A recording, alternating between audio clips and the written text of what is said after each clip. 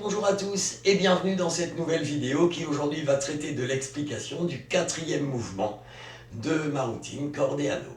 Voici tout de suite ce mouvement. Voici donc l'exécution du quatrième mouvement de ma routine corde et anneau.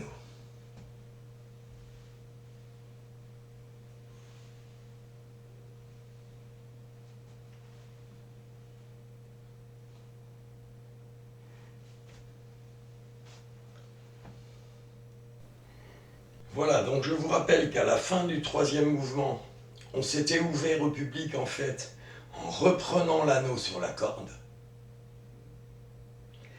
Maintenant, ce qu'on va faire, on va faire glisser l'anneau vers la main gauche, paume vers le haut la main gauche, la corde est tenue entre le pouce et l'index, dans la fourche. On va fermer annulaire et auriculaire, et on va venir chercher l'anneau tel qu'il vient.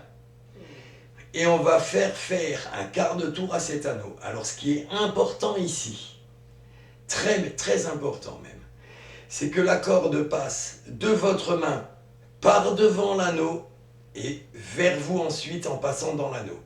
Si votre corde fait l'inverse, si elle passe d'abord devant vous et ensuite qu'elle sort de l'anneau par devant, la position n'est pas bonne. Il faut vraiment que la corde passe dans l'anneau et vers vous. Alors je refais le mouvement pour que vous compreniez bien de quoi il s'agit. Donc on ferme l'annulaire, l'auriculaire, et ici il nous reste le pouce, l'index et le majeur. On va rentrer simplement l'index et le majeur dans l'anneau et le faire simplement pivoter comme ceci. Et là, la corde passe correctement. Ensuite, avec la main gauche, on va venir prendre l'anneau et la corde va passer du côté de l'anneau vers vous. La main passe de l'autre côté de l'anneau. Alors ça donne ceci, quoi. La corde passe de votre côté, la main de l'autre. Là, pareil, vous allez fermer l'auriculaire et l'annulaire et vous allez tirer la corde. Alors, ça peut paraître compliqué ce mouvement, mais maintenant, on va faire croire à notre public qu'on sort la corde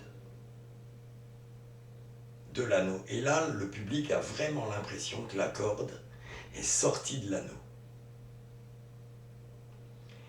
Ça, c'est assez incroyable. Et donc après, on va faire une tension comme si on visait le centre de la corde. Et à un moment donné, on lâche l'anneau, il tombe et il se prend dans la corde. Et là, c'est un effet vraiment très fort. On s'ouvre à notre public, on montre vraiment que l'anneau est rentré dans la corde. Et là, vraiment, je peux vous dire que le public est très impressionné après ce mouvement.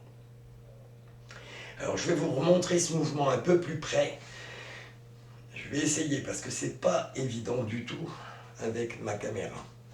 Donc, on tient la corde dans la pince du pouce. On fait slider l'anneau, là, on ferme. On fait slider l'anneau, simplement on passe l'index et le majeur dans l'anneau quand il arrive. Et on fait pivoter l'anneau. De cette façon, vous le voyez, la corde passe par devant l'anneau et rentre vers vous. Ça, c'est la bonne position. Ensuite, on a ici la corde dans la main droite. Donc là, ici, je vais le mettre comme ceci, voilà.